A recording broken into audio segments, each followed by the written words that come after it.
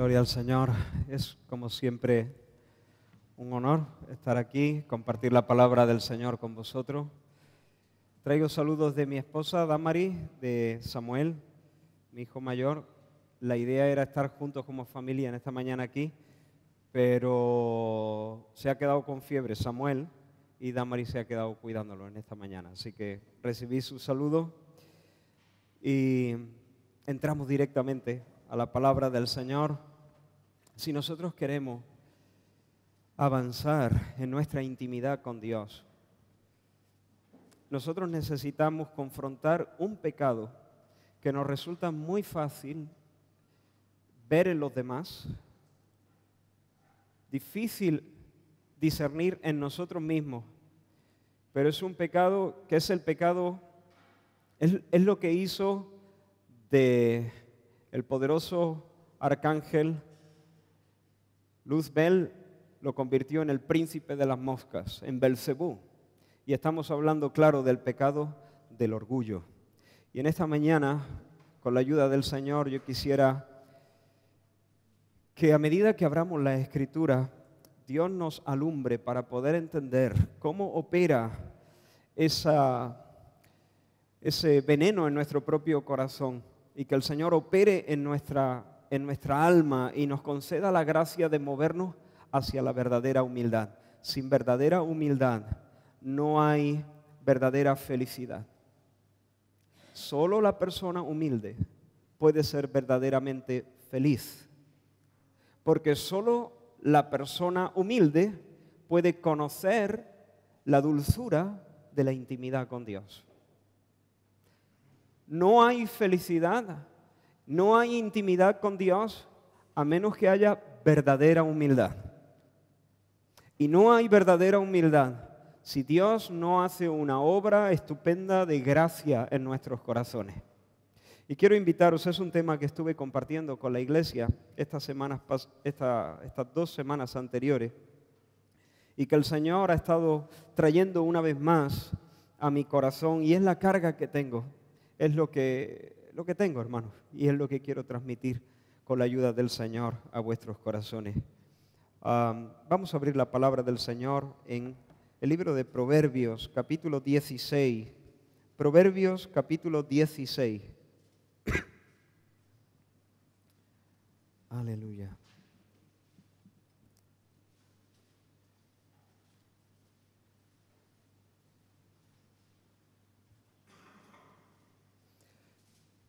Y vamos a leer 3 versículos, el versículo 5, el versículo 18 y el versículo 19. Dice la palabra del Señor, Proverbios 16, 5.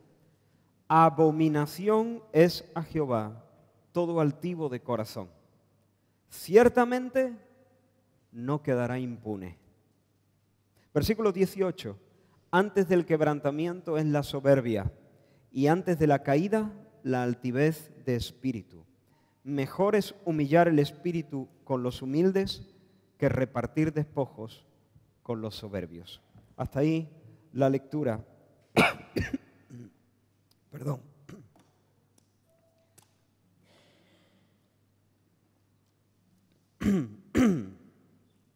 Durante los próximos minutos, lo que vamos a hacer es 4 cosas.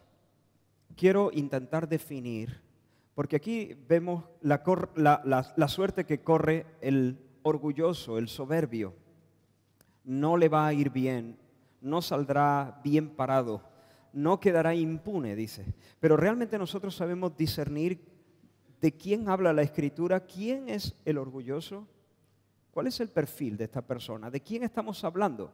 Porque, y sobre todo en medio de esta generación, pudiera ser que alguien humilde pasase por orgulloso y alguien orgulloso pasase por humilde. ¿Cómo es el perfil del orgulloso? La segunda cosa que queremos hacer es establecer cuál es el fin del soberbio, del orgulloso. En tercer lugar, cuál es la porción del humilde. Y por último, cómo escoger nosotros la mejor parte. ¿Me seguís? ¿Quién es el orgulloso? ¿Cuál es el fin del orgulloso? ¿Cuál es la porción del humilde? ¿Qué le va a pasar al humilde? Y cómo asegurarnos la buena parte. que ya intuís que es la parte del humilde. El texto es clarísimo, hermano. El orgulloso es repulsivo al Señor. Repulsivo, abominable. Es decir, Dios no soporta al orgulloso. Dios no puede tolerar al orgulloso. El texto lo dice claro, la soberbia es el preludio de la ruina. Ahora, la Biblia habla de esta persona y utiliza diferentes palabras para definirla. Cada palabra tiene sus matices, pero al fin y al cabo estamos hablando de la misma persona. El orgulloso, el de corazón levantado, el de ojos altivos o levantados o menospreciadores, dicen otras versiones. El altivo de espíritu, orgulloso. Nuestro diccionario tiene también un amplio abanico de términos para describir a esta persona que va crecida por la vida. El vanidoso, el orgulloso, enaltecimiento, presunción, soberbia, arrogancia, jactancia, altanería, todos esos términos que sí es verdad que tienen sus matices, pero están describiendo básicamente a la misma persona. No nos ayudaría demasiado acercarnos con una definición del orgulloso. Lo que quiero hacer, en lugar de dar una definición, es presentaros al orgulloso en acción. ¿Cómo funciona el orgulloso? Quiero describir lo que la Biblia presenta como el perfil del orgulloso. Y quiero que a medida que lo veamos, el Señor vaya confrontando algunas cosas en nuestra vida, en nuestro corazón. Y si yo hago bien mi trabajo en esta mañana, y si vosotros tenéis un corazón medianamente sensible, no hay una sola persona en este lugar que no se vaya a sentir aludida y confrontada, en una o en otra forma. Porque no hay una sola persona en este lugar que pueda decir, bueno, de ese tema del orgullo, yo, gracias a Dios, estoy libre. No hay una sola persona aquí. Algunos de una manera más grosera, otros de una manera más sutil. Algunos han avanzado en ese caminar de gracia, otros van muy retrasados tal vez. Pero todos necesitamos que el Señor siga derramando su gracia para salvarnos de esta peste. Ahora, el orgulloso. ¿Quién es el orgulloso? Proverbios 30, por si alguien está tomando nota, Proverbios 30 del 12 al 13 dice, hay generación limpia en su propia opinión. Si bien no está limpia, sigue diciendo el texto, pero ellos piensan que están limpios. Hay generación, sigue diciendo, cuyos ojos son altivos, cuyos párpados están levantados en alto. Así que las personas que Dios no puede tolerar son personas que en primer lugar tienen un elevado concepto de sí mismo. Esto es una virtud en nuestra generación. Pero la Biblia lo llama arrogancia. Tienen la autoestima por los cielos. Esta gente se mira a sí misma y dice, yo soy un buen tipo, nosotros somos buena gente, nosotros estamos cabales. Antes de nuestra generación, la raza humana estaba en pañales, pero ahora la raza humana está en su mejor momento. Los que antes han pisado el planeta son unos catetos, pero ahora con nosotros la raza ha llegado a su mayoría de edad. ¿Te suena? Están encantados de conocerse a sí mismos. No se dan un beso porque no se llegan. Se creen la última Coca-Cola en el desierto. Alucinan consigo mismos. ¿Recuerdas a Nabucodonosor? Es uno de los ejemplos bíblicos de soberbia, de altivez, de un corazón elevado. La Escritura nos dice que un día este rey estaba paseando por su palacio y al ver la belleza de la ciudad, él dijo, ¿no es esta la gran Babilonia que yo edifiqué para casa real con la fuerza de mi poder y para gloria de mi majestad? ¿Te has dado cuenta? ¿No es esta la gran Babilonia que yo edifiqué con la fuerza de mi poder y para la gloria de mi majestad? está loco. Ese es el 666, así lo llamo yo. La Biblia dice claramente que todo es de Él, hablando de Cristo, por Él y para Él. Eso es lo cabal, eso es lo perfecto. Pero Salomón dice, esta es la gran Babilonia que yo edifiqué. Esto es de mí, procede de mí, con la fuerza de mi poder, es decir, por mí y para la gloria de mi majestad, para mi gloria, de mí, por mí y para mí. Es una locura. ¿Qué actitud más grosera? ¿Qué desafío más grande al Dios del cielo? Ese hombre está hinchado. ¿Y sabes lo que pasó en ese momento? La Escritura nos dice en Daniel capítulo 4 que en aquella misma hora vino una voz del cielo que le dijo: a ti se te dice, rey Nabucodonosor, el reino ha sido quitado de ti y de entre los hombres te arrojarán, y con las bestias del campo será tu habitación, y como a los bueyes te apacentarán, y 7 tiempos pasarán sobre ti hasta que reconozcas que el Altísimo tiene dominio sobre el reino de los hombres y lo da a quien Él quiere. Y así fue. En aquella misma hora se cumplió la palabra y Nabucodonosor perdió la cordura, perdió la razón y lo tuvieron que echar de entre los hombres. Y dice la Escritura que hasta creció pelo en él como plumas de águila y sus uñas como las de las aves. Pero fíjate cómo termina la historia. Al fin del tiempo, yo, Nabucodonosor, alcé mis ojos al cielo. Alcé mis ojos al cielo. Cuando el hombre está mirándose el ombligo, corre mucho peligro de perder la cordura. Alcé mis ojos al cielo y mi razón me fue devuelta. Y bendije al Altísimo y alabé y glorifiqué al que vive para siempre, cuyo dominio es sempiterno y su reino por todas las edades. Todos los habitantes de la tierra son considerados como nada. Él hace según su voluntad en el cielo, en el ejército del cielo, en los habitantes de la tierra, y no hay quien detenga su mano y le diga, ¿qué hace? En ese tiempo mi razón me fue devuelta y la majestad de mi reino, mi dignidad, mi grandeza volvieron a mí, y mis gobernadores y mis consejeros me buscaron. Y fui restablecido en mi reino y mayor grandeza me fue añadida.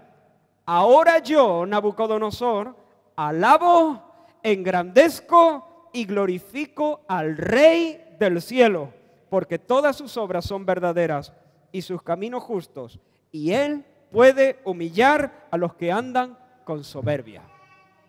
Palabras de Nabucodonosor. La gente orgullosa, la gente altiva, son los que están satisfechos consigo mismos. Estoy bien, soy una gran persona, tengo méritos suficientes. Es decir, el orgulloso toma placer en la contemplación de uno mismo.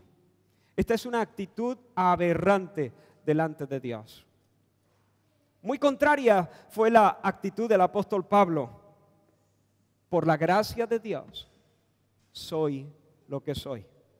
Soy lo que soy por la gracia de Dios. Y luego más adelante dice, he trabajado más que todos ellos, pero no yo, sino la gracia de Dios conmigo. La persona orgullosa no solo se siente satisfecha consigo mismo, sino que se siente independiente, se sobra y se basta. No siente la necesidad de ayuda. Se siente completo en sí mismo. Su fuerza, sus criterios, su sabiduría son suficientes para apañarse, para salir adelante.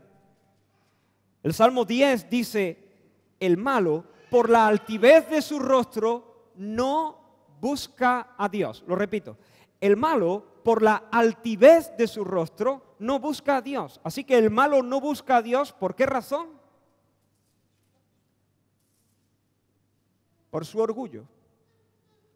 Porque no siente la necesidad de que el cielo le eche una mano. Porque él cree que tiene lo que tiene que tener. Él cree que tiene lo que hay que tener. Pero ¿hay alguien aquí en esta sala que sepa que no tiene lo que hay que tener? ¿Hay alguien que diga aquí, yo no tengo lo que hay que tener? Aparte de mí, yo no tengo lo que hay que tener. Por eso, como los ojos de los siervos miran la mano de sus señores, dijo el salmista, así te miran nuestros ojos a ti, Señor, hasta que tengas misericordia. Si tú no abres la mano y me colmas de favores, no salgo adelante. Por eso aquí me planto, Señor, delante de ti. Y como los siervos miran la mano de sus señores para que se abra en bendiciones, así nuestros ojos están pendientes de ti hasta que tengas misericordia de nosotros. Sin embargo, el malo, por la altivez de su rostro, por la soberbia y el orgullo que hay en su corazón, se ve sobrado. No tiene necesidad de que Dios abra la mano sobre él. No tiene necesidad de que ningún Dios le haga favores. Él puede, él sabe, él tiene, él se apaña. ¿Cómo está tu corazón? Hermano, hermana, ¿cómo está tu corazón? ¿Tú te ves como un grande? ¿Vas dándote aires por ahí? ¿Cómo está tu corazón? ¿Estás pensando como si tú fueses la gran cosa? ¿Te crees merecedor de algo? Hay personas que van por la vida pensando que todo el mundo les debe algo. Yo he trabajado más. ¿Y qué? ¿Y qué? No, porque yo merezco. ¿Qué mereces? Cuéntame. ¿Qué es lo que tú mereces? ¿Acaso no ha sido la gracia? ¿Acaso no hiciste lo que hiciste con la luz y la sabiduría que Dios te prestó gratuitamente? ¿Qué es lo que mereces? No, porque en mi familia, ¿qué es lo que mereces? Es la gracia del Señor. ¿Cómo está tu corazón, hermano? ¿Tú estás orando al Señor? ¿Sabéis que la falta de oración no es tanto una manifestación o una expresión de una agenda llena, sino de un corazón orgulloso? La persona que no ora no manifiesta tanto que su agenda está muy apretada. Más bien está manifestando que no siente la necesidad del favor de Dios. Mirad, hermano, esto es muy serio. En tu cabeza todo puede estar muy claro. Yo sé que necesito a Dios, pero realmente eso no ha bajado una cuarta. Es solamente teoría en tu corazón. Si vosotros no os distraéis, yo no me distraigo. Si vosotros miráis hacia vuestra izquierda, para mí es casi imposible predicar. Ahora, hermanos, hay veces que el orgullo se manifiesta de una manera muy grosera. Hay momentos donde uno, como Nabucodonosor, ¿no? Está diciendo por mí, de mí y para mí. Sin embargo, hay veces donde el orgullo se agazapa de una manera muy sutil. Por ejemplo, ¿has visto personas que no pueden perdonarse a sí mismas? ¿Qué es eso? ¿Por qué una persona se niega a perdonarse a sí misma? No, hermano o hermana, mira, si tú pides perdón al Señor, si tú te humillas, si tú te arrepientes, confiesas tu pecado, el Señor ha dicho que Él perdona tu... Sí, todo eso lo sé, pero no puedo perdonarme a mí mismo. No puedo perdonarme a mí misma. No puedo soportar la idea de haber caído en esas cosas. ¿Has escuchado esto alguna vez? ¿De dónde viene la dificultad de perdonarse a uno mismo? Del orgullo. De tener un concepto demasiado grande de uno mismo. Cuando una persona no se perdona a sí misma, lo que está haciendo es situarse como legislador, situarse como el juez definitivo. Es decir, sí, yo sé que Dios me perdona, pero al final yo tengo que pasar por mi propio criterio. Y yo me establezco por encima del juicio de Dios y establezco mi juicio como el juicio definitivo. Y yo no me perdono a mí mismo. Y no solo se establece como legislador, cuando Dios ha dicho, no, eso está cubierto, yo todavía tengo una medida todavía superior, no solo se establece como juez, sino que se establece como su propio Salvador. Porque de alguna manera, esta penitencia, este sufrimiento adicional, es algo por medio de lo cual yo estoy intentando establecer mi propio mérito. La persona que no se perdona a sí misma no lo hace porque tiene un corazón soberbio y orgulloso.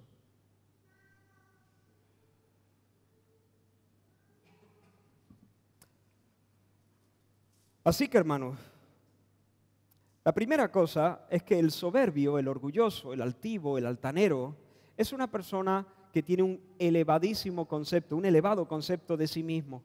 Y a veces este orgullo grosero no se manifiesta de manera abierta, sino de forma sutil, de esta forma.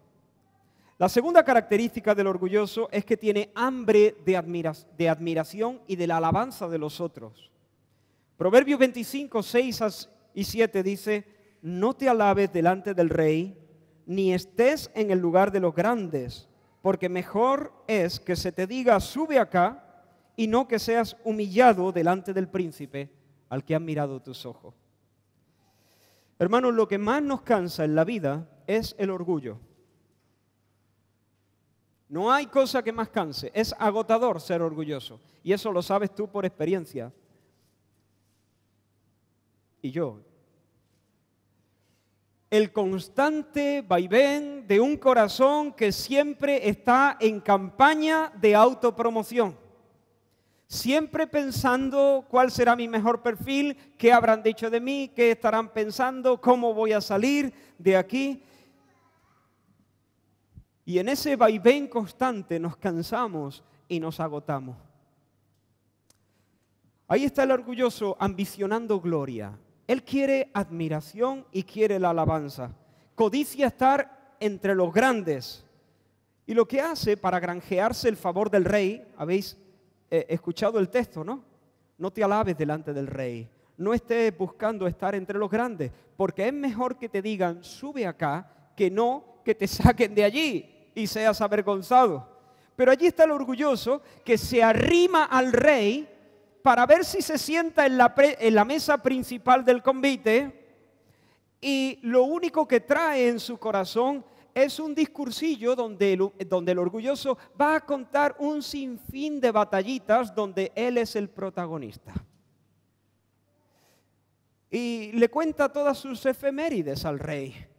Y allí está hablando de sus victorias y de sus hazañas, etcétera, etcétera. Siempre buscando una ocasión para lucirse. Siempre buscando hacer ostentación. O de su pedigrí, o de su hermosura, o de su look, o de su sabiduría, o de lo que ha hecho, o de lo que han hecho sus amigos íntimos.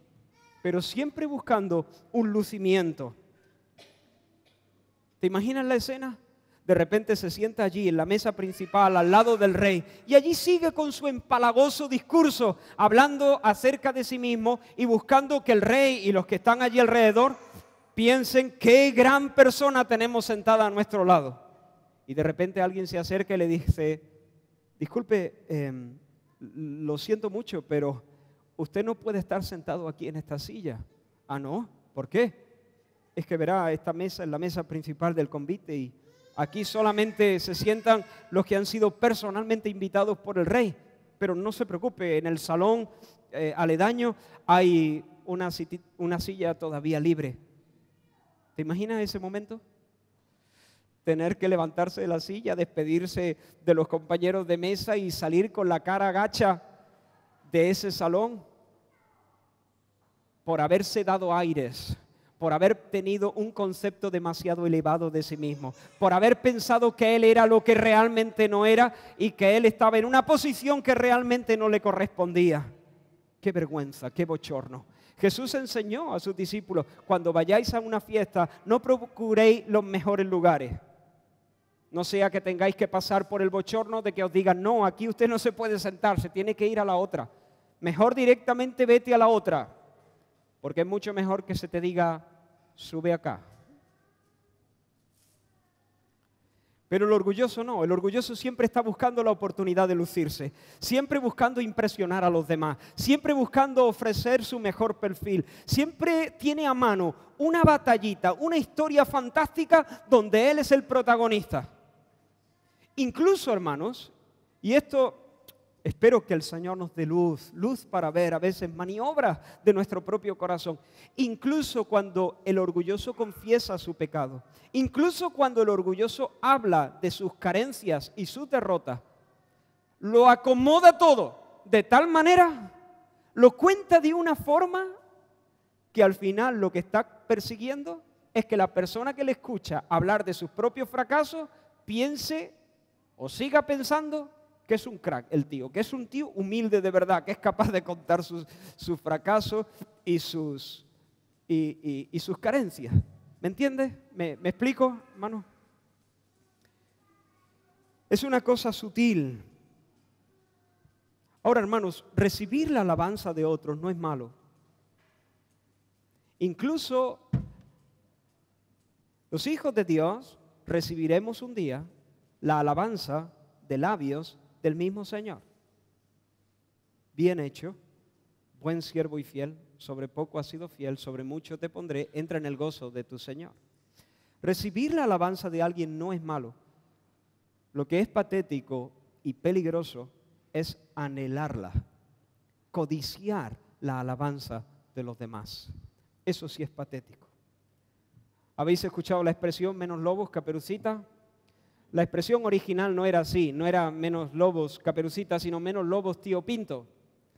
El tío Pinto estaba a cargo de un cortijo sevillano y una vez en una taberna, se cuenta, no sé si es una historia verdadera o es una historia ficticia, creo que nadie lo sabe de verdad, pero se cuenta que el tío Pinto en una taberna un día empezó a narrar cómo en un momento dado él se había encontrado con una manada de 100 lobos y había conseguido espantarlo.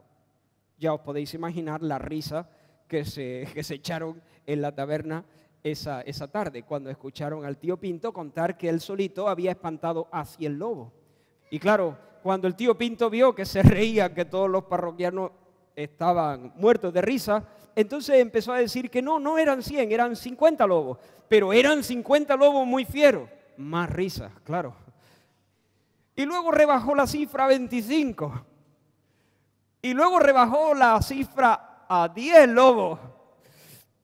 Pero aún todavía la gente seguía riéndose y diciéndole, menos lobos, tío Pinto, menos lobos, tío. Hasta que al final el tío Pinto, anda, tenemos a una predicadora improvisada, menos lobos, tío Pinto. Y al final él reconoció que solamente había podido advertir un lobo y que además a la distancia. Y no estaba seguro si era un lobo. Hay gente que es muy fanfarrona. Nosotros debemos decirnos a nosotros mismos, ¿no? Cuando nos da ese deseo de lucirnos, cuando nos da el deseo de contar alguna batallita, menos lobo, menos lobo. Menos lobo, menos lobo. Tenemos ese vicio de mostrar siempre nuestro mejor perfil, exagerar un poco la cosa. Menos lobos, tío Pinto. Pero a veces el orgullo no se manifiesta de esa manera tan descarada y tan grosera, sino que se camufla detrás de otros ropajes. ¿De dónde viene esa insistencia, incluso ese placer de contar nuestras propias cicatrices, de manifestar a otros nuestros propios dolores? Cuando por 12ª vez vuelves a contar las penas que pasaste en aquella operación, las cicatrices que tienes, los dolores que tienes, las enfermedades que te aquejan, el número de pastillas que te tienes que tomar y lo vas contando a todo el mundo. ¿De dónde viene?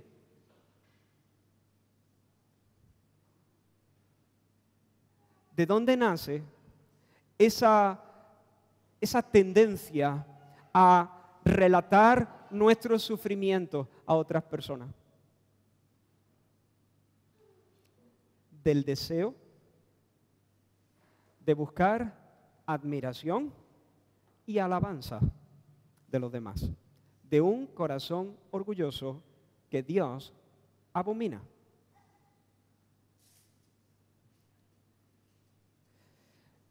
Por alguna extraña razón pensamos que el sufrimiento me concede algo de mérito. Por alguna extraña razón pensamos que el hecho de haber tenido más cicatrices que otros, eso me confiere o me hace merecedor del respeto de los demás. Pero no es así. Espero estar explicándome. O por ejemplo, el constante menosprecio de uno mismo.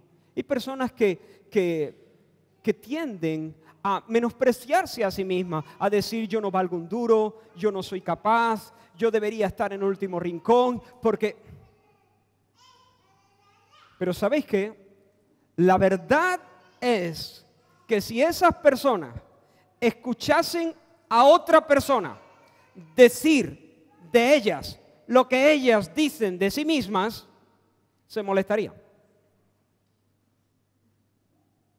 Yo soy el último aquí en este grupo. ¿Para qué lo dicen? ¿De verdad lo creen? Si esa misma persona que se está diciendo eso a ella misma te escuchase a ti decir exactamente lo mismo de ella, o sea, ¿que lo pensaba o no lo pensaba?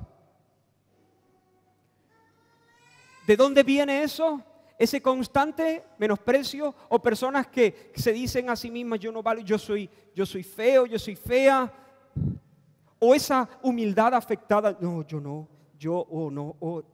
que todo el tiempo están hablando de su ineficiencia, de su impotencia,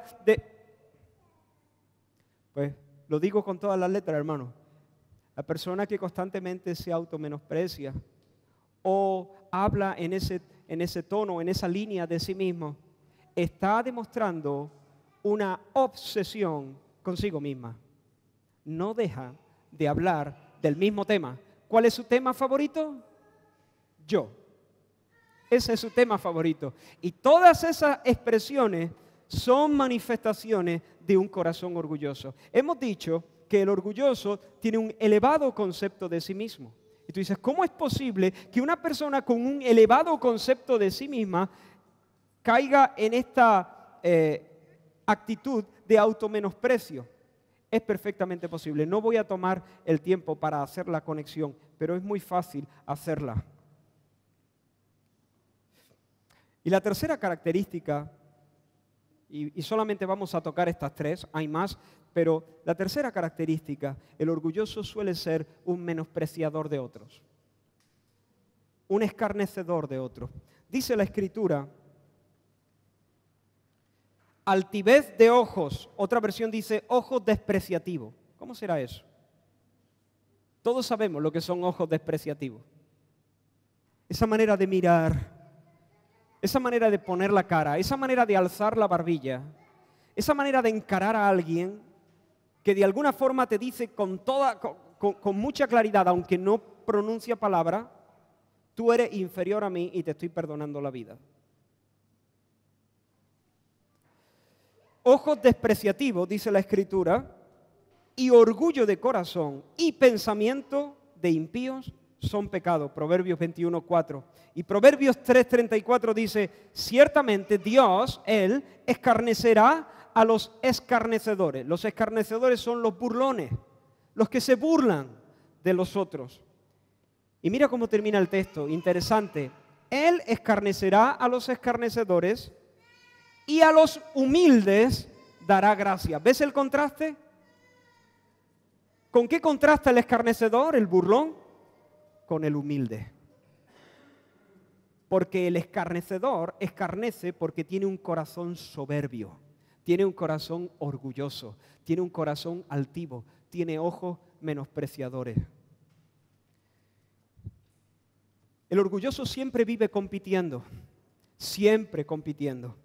Y encuentra placer en el hecho de ganar. El orgulloso no encuentra placer en el hecho de tener, por ejemplo. El que está orgulloso de su riqueza no disfruta de la riqueza, disfruta de tener más que.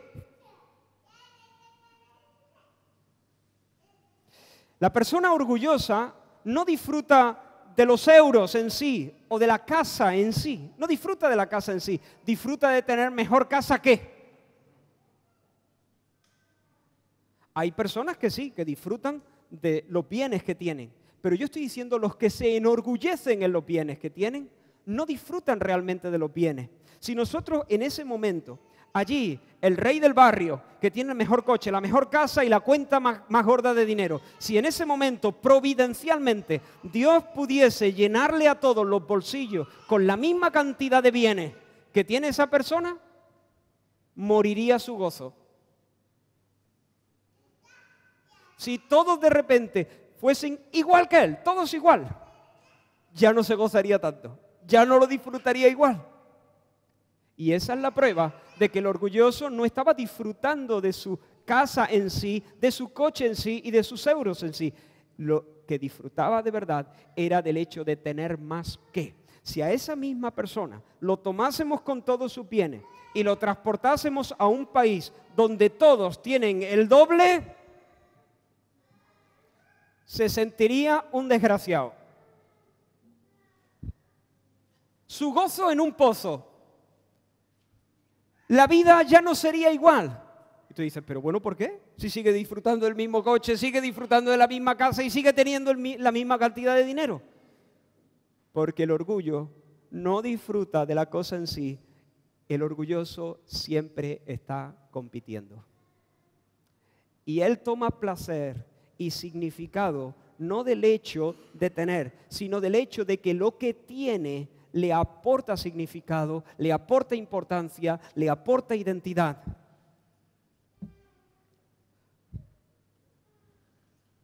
Hermanos, cuando nosotros experimentamos gozo en el hecho de ser más elegantes que, y vamos mirando a otras personas y decimos,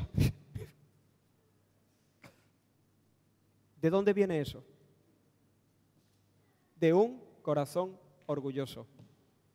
Cuando nosotros experimentamos placer por el hecho de ser más atractivos que, ¿de dónde viene eso? Cuando experimentamos placer de que nuestros hijos tengan mejores notas que los hijos de...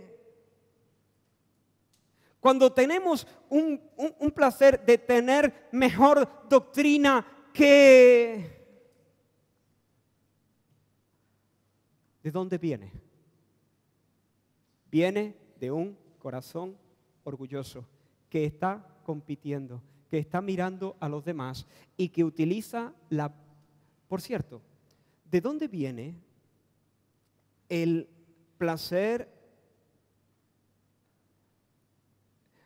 ¿De dónde viene la risa cuando los demás se equivocan? Les pregunto. ¿Alguien se equivoca? O tropieza o hace mal una cosa, queda en entredicho. ¿De dónde viene esa risa? Viene de un corazón orgulloso que está compitiendo y utiliza el escarnio o el menosprecio o la burla para establecer su propia identidad. ¿De dónde viene esa conversación tan común donde dos se juntan para despellejar a otro, a un tercero que no está? La mayoría de las veces esa conversación no está bien enfocada, no está preñada de un celo verdadero por la gloria de Dios. Está preñada de un deseo de autoafirmarse. Y viene de un corazón que hiede, que Dios no puede recibir.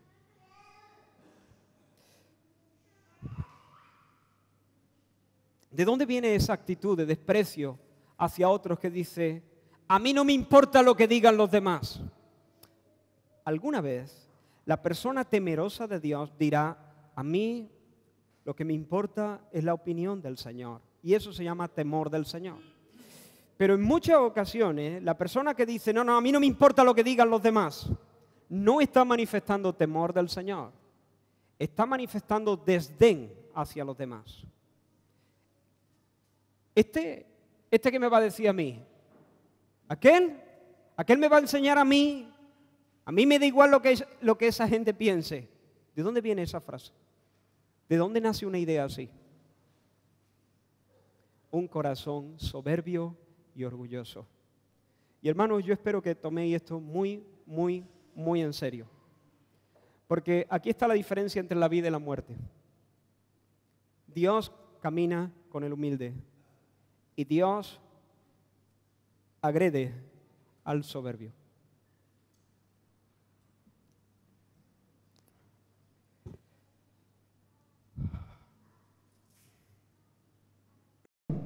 ¿De dónde viene ese siniestro placer cuando encontramos un error en otro?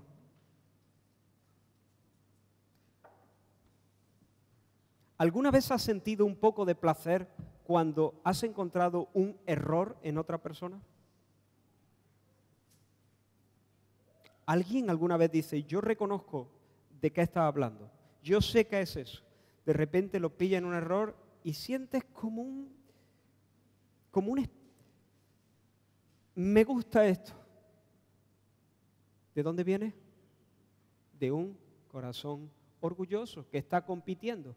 Y cuando encuentra un error en otro, tú te sientes amenazado por la otra persona, porque ves sus virtudes, porque ves que viene rápido, porque pisa fuerte, pero de repente descubres un error. Amigo, en este terreno la lucha es mía. Corazón orgulloso. Yo debo hacerme una pregunta a mí mismo. Cuando denuncio falsas doctrinas, por ejemplo, cuando denuncio falsa enseñanza en medio de la iglesia, mi pregunta es, ¿disfruto? ¿Disfruto haciéndolo?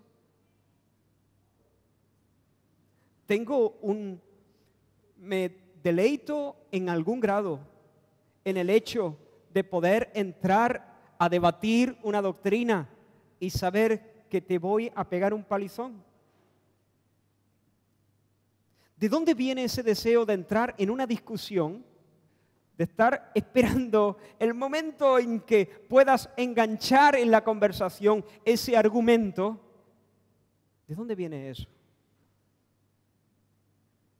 De un corazón orgulloso. Ahora, hermanos, quiero hacer dos aclaraciones muy rápidas. No voy a pararme a explicarlas, pero sí quiero hacerlas para evitar algunos malos entendidos. Dos aclaraciones muy, muy rápidas. En primer lugar, tener convicciones firmes no significa ser un orgulloso.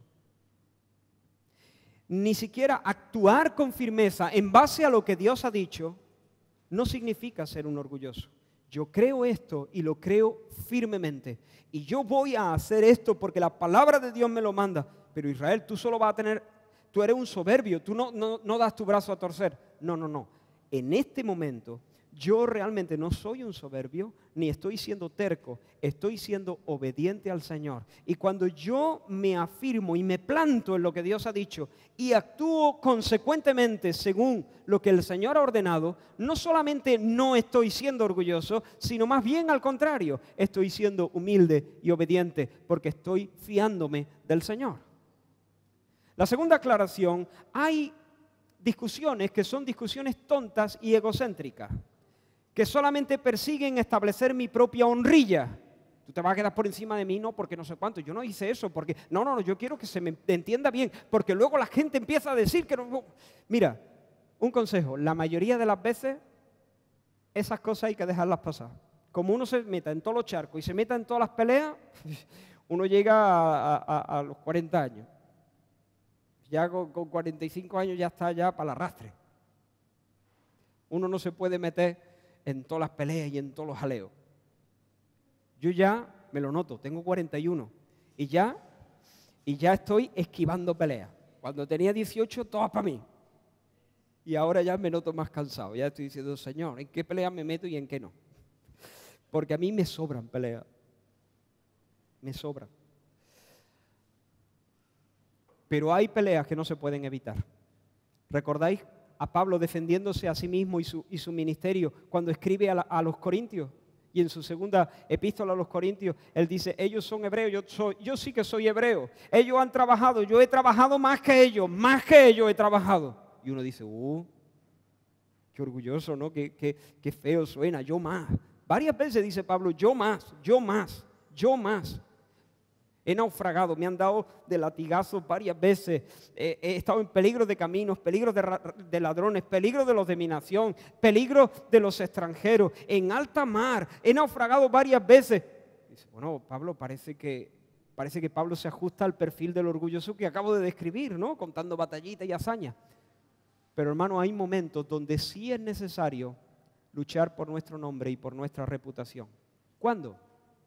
¿Por qué Pablo hace lo que hace? Pablo no está buscando lucirse. Pablo sabe que hay personas que están queriendo seducir el corazón de los corintios tras ellos, alejándolos de Pablo. Y lo que está finalmente puesto en entredicho es el evangelio de Pablo. Pablo sabe que si lo consiguen, que si consiguen alejar a los creyentes de la ciudad de Corinto de su padre espiritual, el apóstol Pablo, van a envenenar su fe. Por lo tanto, Pablo hace esto para abrirles los ojos y que no se vayan detrás de estos falsos maestros y por lo tanto naufraguen en su fe, sino que ellos consideren que Pablo realmente tiene razón para que sigan siendo sanos en la fe. Es como los padres que le dicen a los hijos, hijo, pero tú no escuches, mira, hijo, si hay alguien aquí en el planeta Tierra que te quiere y que está buscando tu bien, esos somos nosotros. Yo creo que todos los padres le hemos dicho eso a nuestros hijos. Así que, tú fíjate de mí, hijo, que yo te quiero de verdad. Eso es básicamente lo que está haciendo. ¿Qué hacen esos padres? ¿O qué hace Pablo? ¿Lucirse? No, están amando a sus hijos y están intentando evitarles males. Ahora, cuando tú te metas en una pelea de estas, cuando tú te veas empujado a defender tu propio nombre, asegúrate que no estás maniobrando a causa de un orgullo herido, sino que estás maniobrando o moviéndote en base al amor. Que el amor sea tu motivación. Muy bien, ahora vamos a avanzar ya muy deprisa. ¿Cuál es el fin del orgulloso? Ruina, hermano. Ruina. Dice la Escritura, no quedará impune. No quedará impune. Antes del quebrantamiento en la soberbia, es decir, viene la soberbia y después ¿qué le sigue? Quebrantamiento. Ruina. Hoy la arrogancia, dice Proverbios 11:2 en la versión del 95, hoy la arrogancia, mañana la vergüenza. Porque Jehová es excelso, Salmo 138, y atiende al humilde, mas al altivo lo mira de lejos. Dios, primera de Pedro capítulo 5, resiste o se opone o se posiciona en contra. Dios resiste a los soberbios y da gracia a los humildes. Hermanos, el que va por la vida, presumiendo de su condición, buscando admiración, respeto, alabanza, y encima utiliza el menosprecio. Hay gente que parece que no es burlona, porque ellos se sienten inferiores en la mayoría de los contextos. Se sienten inferiores en la iglesia, se sienten inferior en el trabajo, y allí no son de ojos altivos, allí son muy serviciales, pero hay que mirarlos dentro de casa. Dentro de casa, sí, son menospreciadores, son soberbios, son duros y son tiranos. Pero el Señor mira fuera de casa, dentro de casa y aún dentro, debajo del chaleco, en el corazón. Y el que va por la vida de esa manera, menospreciando, compitiendo, buscando alabanza, buscando admiración y dándose besito a sí mismo, no se va a ir de rosita. Dios no lo tendrá por inocente. Dios no va a hacer la vista gorda. Él, dice la Escritura, se burlará de los burladores. No saldrá impune. ¿Recuerdas a Herodes? Herodes un día se vistió de gala. Había un problema político ahí entre los de Sidón. Y Herodes se sentó en su trono y desde allí arengó, dio su discurso a la gente, al pueblo. Y de repente tan impresionado estaba el pueblo que empezaron a decir, eso es voz de Dios, eso es voz de Dios y no de hombre, es voz de Dios. ¿Y sabéis lo que hizo Herodes? Pues se acomodó allí y dejó que el pueblo le dorase la píldora. Le gustó aquello, que la gente pensase que él era una especie de semidios, que él había hablado como ningún ser humano había hablado nunca. En ese momento, ¿sabéis lo que Dios hizo? Lo hirió de muerte. 5 días más tarde, esto no lo dice el relato de Hechos, pero sí lo dijo Flavio Josefo en sus escritos. 5 días más tarde, ese Herodes murió comido de gusano. Allí está el hombre soberbio. Voz de Dios, eres más grande que el César, eres más grande que los dioses de los... Esta es la voz de Dios. Y el tipo dijo, esta gente sí que sabe, ¿no? Y le gustó aquello. Y cuando Dios vio eso, le dio arcadas a Dios. Este se piensa un grande. Este se abroga los derechos de un Dios. El hombre pensó que era una especie de Dios y Dios pensó que era una buena merienda para los gusanos. Gusanos en el vientre, gusanos en sus partes íntimas, gusanos en todas sus vísceras. Así lo narra el historiador Flavio Josefo. Murió, no sé qué clase de enfermedad pudo ser, pero murió comido de gusanos. Esto es lo que Dios ha decidido hacer, hermano. Los soberbios pretenden tomar la corona que solo le pertenece a Dios y colocársela sobre su propia cabeza. Pero Dios ya ha dicho lo que va a hacer al respecto. Isaías capítulo 2, versículos del 11 al 12. La altivez de los ojos del hombre será abatida. La soberbia de los hombres será humillada. Y Jehová solo será exaltado en aquel día. Apréndete esa frase de memoria. Jehová solo será exaltado en aquel día. Cuando tú tengas ganas de darte aires, cuando tú tengas ganas de arrancar el aplauso o arrancar la admiración de alguien, tú piensa en esta frase, Jehová solo será exaltado en aquel día. Y humíllate por el amor a Dios y por amor a tu propia alma, humíllate, porque Jehová solo será exaltado en aquel día. Y quien quiera que se exalte será comida de gusano. Yo no quiero ser la merienda de los gusanos. Por eso yo no quiero ir por la vida exigiendo honores. Nadie se tiene que inclinar delante de mí. Nadie me debe una alabanza. No espero el aplauso. Y si los hombres me alaban, cuanto antes llevaré esos piropos, los recibiré. No voy a reprender a la persona ni le voy a golpear. Recibiré y los llevaré rapidito a los pies del Señor. Allí echaré mi corona, porque Él sabe y yo sé que si algo bueno he hecho, ha sido con la gracia que Él me regala constantemente. No yo, la gracia de Dios en mí. Así que mi oración será no a mí, Señor, no a nosotros, oh Dios, sino a tu nombre da gloria. Hay que bajarse del ridículo pedestal en el que nos gusta encaramarnos para llamar la atención. Hay que bajarse, hermano. Es tiempo de bajarte del escenario y apagar los focos. Ya, se acabó el show. Perdona si hablo así, un poco agresivo, pero quiero hacerlo así para zarandear. El orgullo es muy feo y muy peligroso. Muy feo y muy peligroso. Es hora de venir al Señor y confesar nuestras ambiciones egocéntricas y todas las maniobras que hacemos para que las personas nos estimen, nos alaben y nos reconozcan. Ahora, ¿cuál es la porción del humilde? Hemos considerado el perfil del orgulloso. Está contento consigo mismo, está buscando admiración y alabanza de los demás, está en una competencia y usa el menosprecio para rebajar a otro.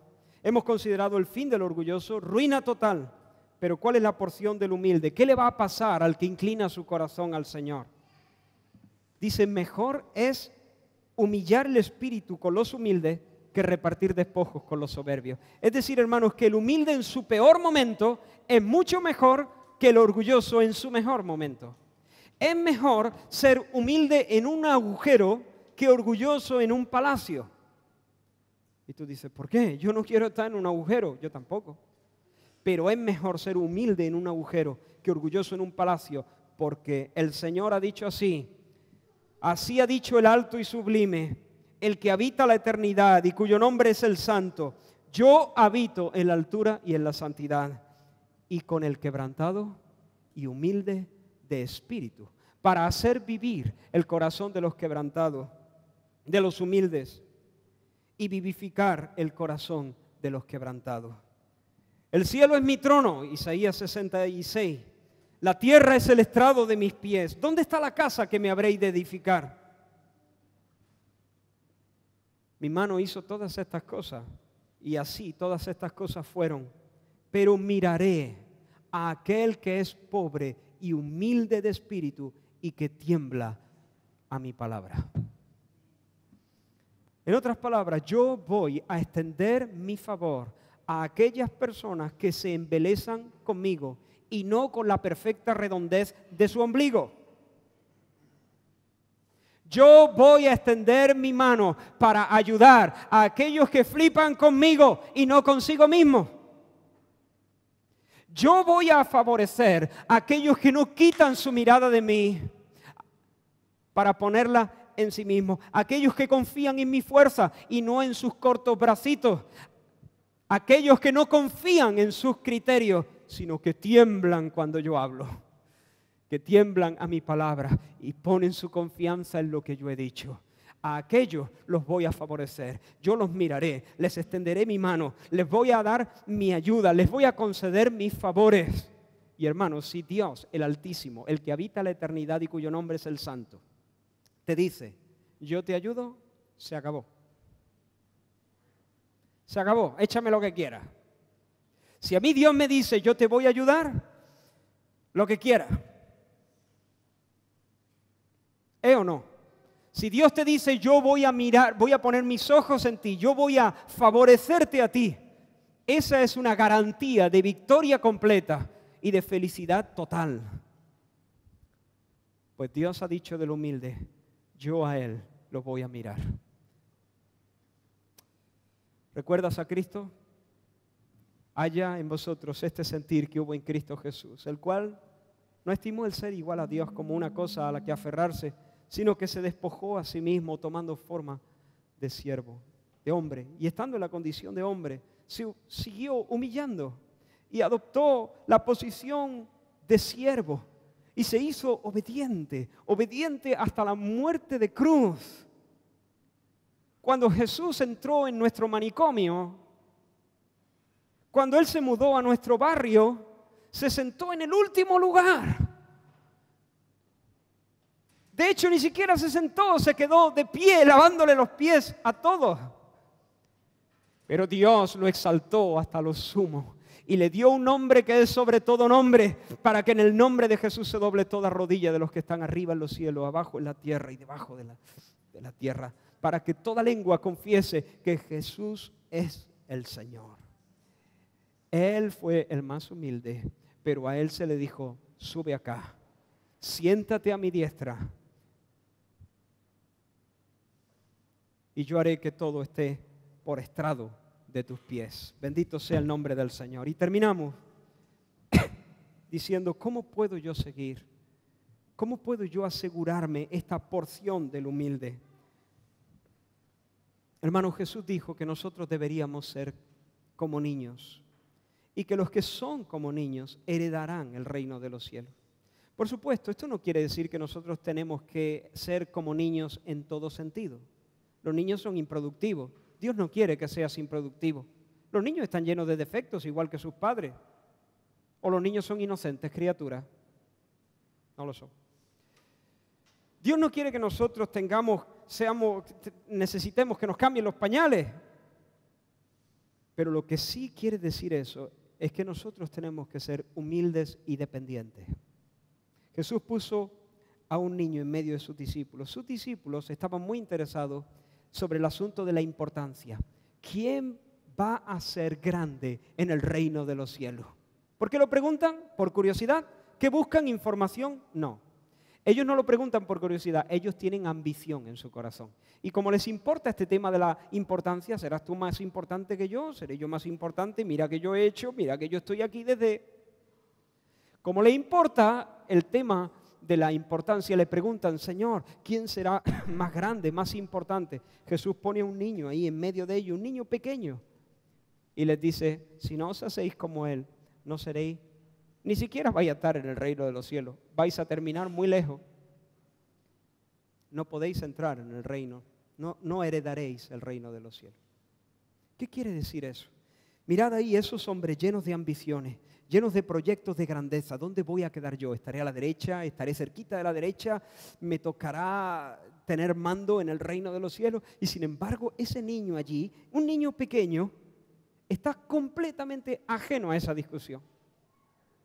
Ese niño no está mosqueado porque no lo van a llamar para hacer el pregón del pueblo en las fiestas. Le da igual. Ese niño no se mosquea si su primito, que tiene 5 meses más que él, es más alto y más guapo. Le da igual. El niño no dice con un añito, dice, este biberón es del pelotazo, mamá, yo esto no lo quiero. Mis patucos no me pegan con el babero. Le da igual. Eso va a venir después, cuando el bebé crezca y cuando el corazón vaya ganando en conocimiento de cuáles son las cosas que marcan los estándares y cuando vaya creciendo en orgullo. Ese niño allí no le importa, no le da vergüenza que otros lo carguen y le quiten el pañal.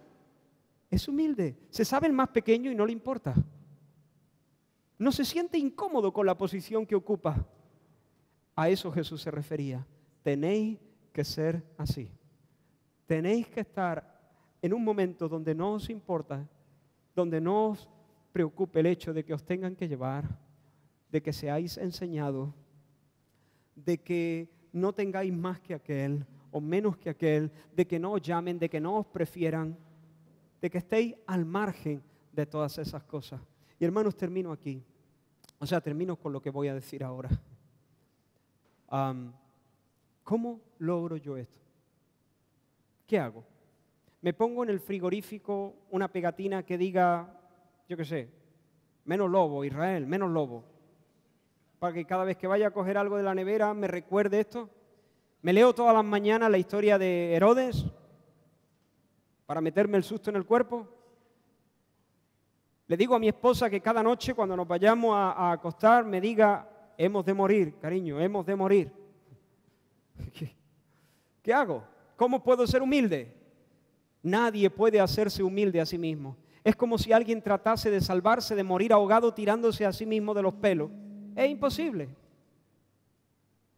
¿Cómo me puedo hacer humilde? Hay solo un lugar donde yo puedo ser hecho humilde por la intervención de Dios. Primero, debo confesar mi orgullo. Señor, he visto, mientras el hermano hablaba, he visto mi corazón a veces reflejado. Sí, Señor, no puedo decir soy igual que Cristo. Oh, Señor, veo que me falta un trecho enorme, Señor, enorme. Veo orgullo en mi corazón y lo aborrezco. Ese es el primer paso, pero no es suficiente. Todavía te estás mirando a ti mismo. Es un buen comienzo, pero ahora hay que ir al Calvario, a la cruz, y hay que mirar al Señor. ¿Sabes lo que la cruz nos enseña? Cuando alguien se acerca al Calvario y piensa en la cruz, lo primero que te enseña la cruz, y si no te ha enseñado esto, dudo que seas cristiano en absoluto. La cruz te enseña que eres un desastre. La cruz te enseña que aquel que murió en ella lo hizo por tu culpa. Por tu culpa. La cruz, ese escandaloso asesinato, esa afrenta, esa locura, ese vómito sobre la tierra, fue por tu culpa. Por tu culpa. Así que no vayas dándote aire. No vayas comparándote con otros. No vayas buscando aplausos porque la has liado bien liada. Es por tu culpa. ¿O no? ¿No es por tu culpa? Es por tu culpa. Tus pecados son los que fueron cargados sobre Cristo. Y por eso Jesús tuvo que morir. Es por nuestra culpa. Así que no hay nada más extraño, más loco que una persona que la ha pifiado tanto y sin embargo va dándose aire y levantando la barbilla. Baja la barbilla, baja la barbilla. No te lo digo literalmente, ¿no? No sea orgulloso, pincha ese globo ya de una vez. Mira, la conversación se va a acabar rápido. Eres un desastre, punto. Se acabó. Eso es lo que nos enseña la cruz. Perdonad si soy muy agresivo, pero quiero ser muy claro también. Que nadie, que ninguna carne, ninguna persona, hombre, mujer, quien quiera que sea, no te levantes como si fueras algo por tu culpa. Pero la cruz no solo habla de eso. La cruz habla de que Dios, el Dios Altísimo, te ama mucho, te quiere mucho al Señor, pero un montón. Pero eres muy amado. La sangre vertida sobre el Calvario no habla de tu valía, habla del gran amor nacido en las entrañas de Dios por ti. Asómbrate, porque es verdad, la has liado bien liada, pero el cielo te ama un montón, al punto de entregar lo más precioso para tu salvación. Dios te ama, Cristo te ama, el Altísimo te ama. Por lo tanto, no tienes que ir por ahí mendigando cariñitos, ni mendigando aplausitos, ni mendigando la admiración de nadie más. Escúchame, el Dios que sostiene el aliento en las narices de aquellos de los que tú buscas aplausos, te ama con amor eterno, te ama como no se puede amar más a una persona. Tú ya no tienes que ser un mendigo de cariño, ni aplausos, ni alabanza. Tienes todo el amor del cielo derramado sobre tu pecho por el Espíritu Santo que te es dado. No estés buscando migajas cuando la mesa está puesta y te puedes hartar día tras día por los siglos de los siglos. Y la cruz te habla de una justicia que te es impartida, la justicia de Cristo, puesta en tu cuenta, de tal manera que Dios te ve en Cristo como si nunca hubieras pecado y como si siempre hubieras guardado a pie juntilla toda la ley. No tienes que hacer el triple salto mortal con tirabuzón para que Dios te reciba. No tienes que trabajar duro para que Dios te reciba. Tienes que entender que en Cristo Dios te ve como si hubieras cumplido toda la ley. Y Dios te recibe ya en Cristo. Y eso te llenará de fuerza para hacer, si en la voluntad de Dios así es, el triple salto mortal con tirabuzón. No es trabajar duro para que Dios te acepte, es entender que Dios te acepta para tener la fuerza para trabajar duro. Y son dos mundos totalmente diferentes. Y por último, en la cruz no solo aprendo eso, aprendo algo más. Aprendo que soy un desastre, que no podía hacerlo solo, que estaba listo si Dios no hacía nada. Así que agacho la cabeza y no digo ni mu. ¿De qué voy a presumir? Pero en la cruz aprendo que Dios me ama, que me ama con un amor eterno, ¿Por qué? Él sabrá, pero me ama muchísimo. Y aprendo que no solo me ama, sino que me recibe, de tal forma que me puedo relacionar con Dios como si no hubiese, o sea, como que no hay nada entre nosotros dos. Pero lo último, en la cruz yo aprendo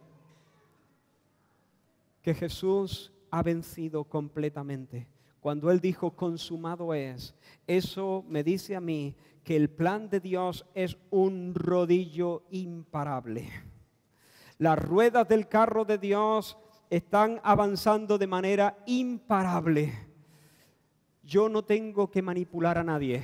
Yo no tengo que asustarme. Yo no tengo que ponerme nervioso, ni con la enfermedad, ni con el levantamiento del Estado Islámico, ni con el calentamiento global, ni con la muerte, ni con la vejez, ni con nada. Yo puedo acostarme tranquilo en mi cama cada noche y saber que Jesús en la cruz dijo, consumado es. No necesito manipularte, no necesito tener toda la vida de mi familia controlada y sujetar las riendas. No necesito controlar nada. Puedo soltar las riendas, puedo dormirme tranquilo, en paz me acostaré, así mismo dormiré, porque el Señor me ha hecho vivir confiado, porque Él sobre la cruz dijo, está hecho, lo hice, vencí. Todo es cuestión de un tiempo cuando todas las cosas estén en su sitio. Así que la cruz, mientras yo miro la cruz, empiezo a ver a Cristo, a ver a Cristo, a ver a Cristo, y de repente Cristo empieza a ser mi confianza, mi seguridad, mi gozo, mi alegría, mi placer, mi descanso, mi justicia, y Cristo empieza a llenar todo el paisaje, y de repente soy humilde y no me he dado cuenta. Porque hace rato ya no estoy mirándome a mí, ni pensando en mi ombligo, ni pensando en lo que tú piensas de mí. ¿Recordáis en el retiro, los que fuisteis al retiro? Os hablé de los serafines en Isaías 6. Me encanta la vida de los serafines. Los serafines son seres de luz. Deben ser criaturas extraordinarias y sin embargo ni siquiera se percatan. No están diciendo, yo tengo una autoestima fenomenal porque mira, Dios me ha hecho... No están conscientes de ellos mismos. ¿Sabe a qué se dedican los serafines? Son seres que viven en la presencia inmediata de Dios. Y alguien que vive en la presencia inmediata de Dios no comete la locura de aquel que se alababa delante del rey. Cuando estés delante del rey, no hables de ti, por favor. Hay otro que te supera con mucho. Hay que hablar de él. Y los serafines en la presencia del rey, ¿sabe lo que dicen? Santo, santo, santo, santo, santo, santo, santo. Y el otro le responde, santo, santo, es Jehová de los ejércitos. La tierra entera está llena de su gloria. Y el otro le dice, amén, santo, santo, es más santo. La tierra entera está llena de su gloria, es santo. Y así se dedican. Ellos no son conscientes de sí mismos. Hermanos, yo quiero llegar a ese. Cuando yo llegue a ese, voy a descansar como nunca he conocido el descanso. Voy a ser feliz como nunca he conocido la felicidad. Y cuando tú te encuentres conmigo, un hombre verdaderamente humilde, cuando Dios me dé eso, y cuando yo me encuentre contigo, una persona verdaderamente humilde, vamos a tener la sensación que estamos delante de un querubín, de un príncipe, de alguien grande, de alguien libre, de alguien majestuoso. Yo creo que cuando nos topamos con alguien de verdad humilde, tenemos la sensación de estar encontrándonos con alguien muy libre, muy feliz, muy grande, entre comillas. Vamos a orar y terminamos aquí. Señor, reconocemos que hay mucho de orgullo en nuestro corazón. Reconocemos, Señor, que eso es muy contrario a tu manera de ser. Señor, no queremos levantar la cabeza para que tú no nos tengas que golpear. Queremos, Señor, inclinarla para que tú puedas darnos, Señor, la corona. Señor Jesús, te pedimos que nos des gracia para ver tu gloria en la cruz del Calvario. Y mientras vemos tu gloria, que seamos deslumbrados, Señor. Y Dios mío, que esa visión se nos meta tan adentro y que arda como un fuego en nuestros tuétanos, de tal manera que nos perdamos de vista y podamos vivir, Señor, vivir de verdad, dando en el blanco de tus propósitos. Bendice a mis hermanos y mis hermanas de esta congregación y ayúdanos, Señor, a correr a ti despojándonos, Señor, de cualquier soberbia, en el nombre de Jesús. Amén.